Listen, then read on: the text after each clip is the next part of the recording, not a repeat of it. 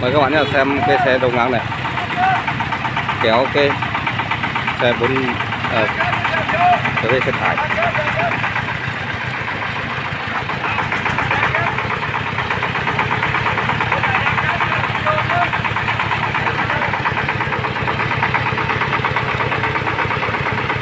Đi đường lầy quá.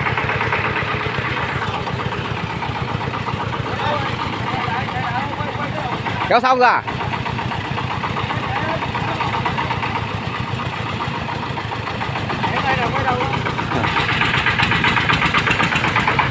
Giờ quay lại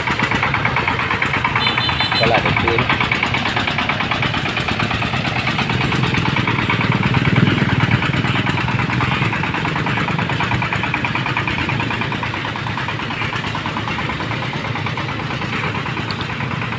Lấy cục canh kìa mẹ ơi.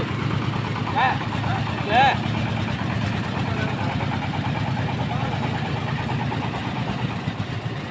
Bây giờ sẽ căn lại, quay lại cái xe để tua tời lại. Rồi.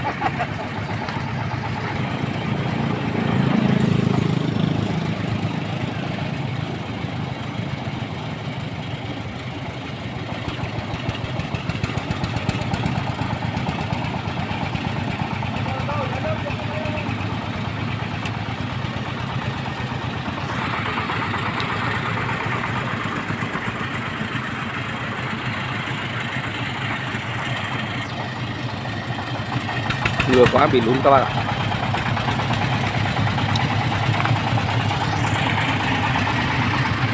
Bị lún mà. Lún sâu quá không lên được.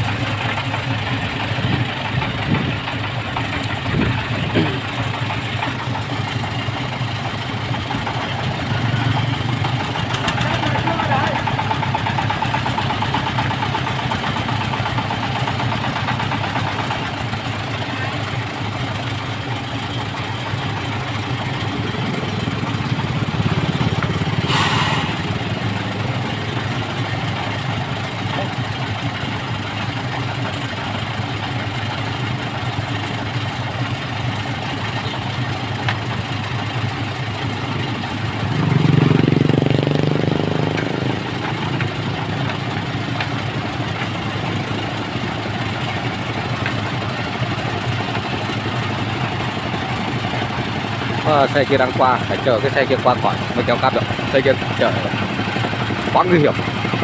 Cái xe đầu dọc chưa? Các bạn xem. Quá nguy hiểm các bạn ạ.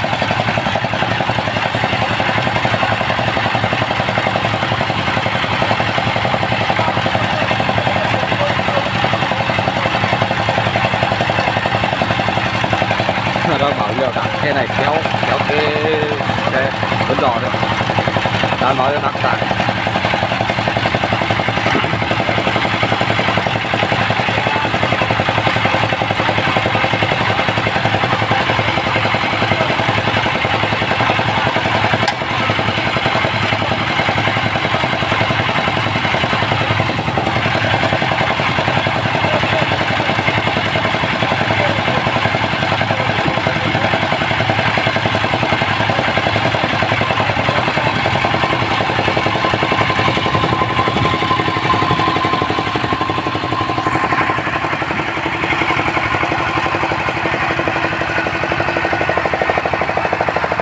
Đây đang quay xe,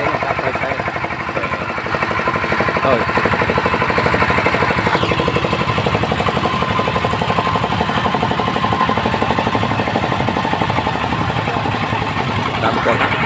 đang kéo cáp xe đầu dọc. Đây đang có phần xe đầu dọc đây đang quay để thả tơi.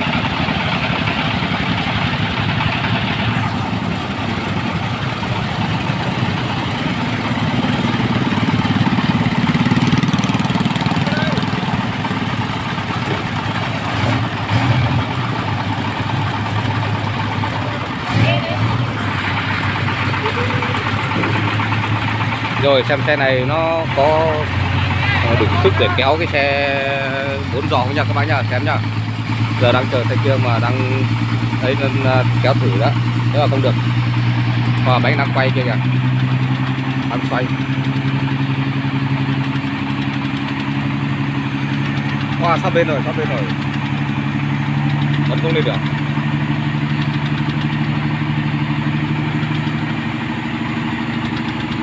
Đây, vẫn chưa được.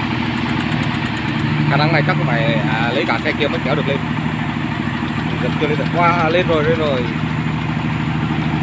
Sức của nó mạnh gớm thì cứ tưởng cần đến xe đầu dọc kia, nhưng mà không cần đến, nó vẫn kéo được lên.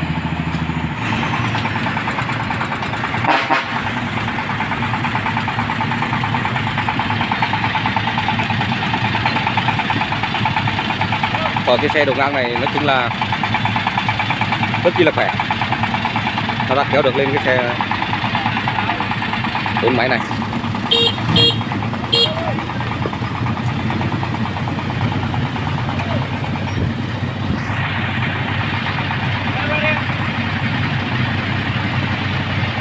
Đây, xe 4 máy đang quay, đang xe bên đây, nó đang quay xe.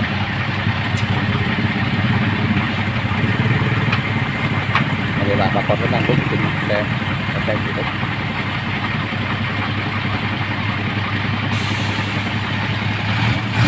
Sức mạnh của nó ghê gớm lắm, cái xe ngang này kéo được cái xe bước chân lên. Rồi.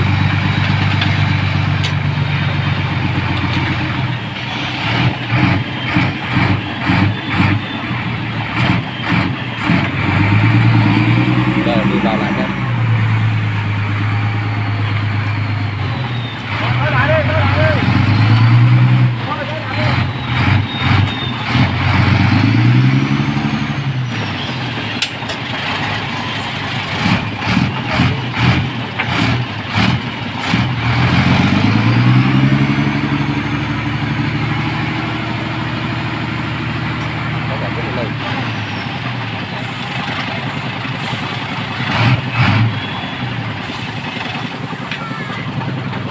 Thôi, video của mình đến đây là cảm ơn tất cả quý vị và các bạn đã quan tâm theo dõi. Nếu bạn thấy hay thì hãy cho mình like ủng hộ mình nhé.